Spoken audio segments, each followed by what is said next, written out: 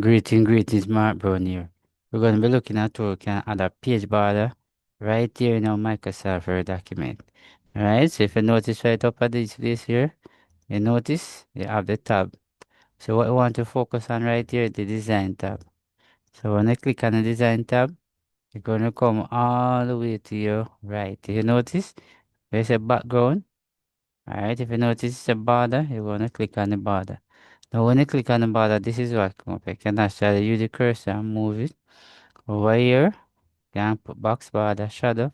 But if you notice right away, it's at next set. But if you notice this area, this show a display how it's gonna look like. So if I click on this line, you notice it show how it's gonna look like. And if I keep scroll, this is how border look like. And if I keep scroll here and come like this, you notice this is what it look like, come like that. But what if I don't want this type of border?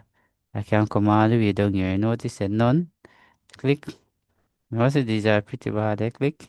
But if I don't like it, I come right here. I can always scroll. You notice a different type of border right here. Different. Choose the one that you want. Definitely I want this one. I click. But if you notice how thick it is, or if you want to reduce it, you can actually come right over here. You notice. I click the bottom one. You notice. Each time I click it, you notice how it's like this. And then when I finish, I can come right down here. Right, as soon as I press OK, you will see show up right over here.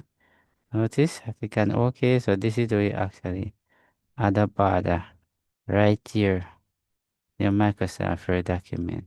So remember, share, like, and subscribe. Thanks for watching. See you in the next video.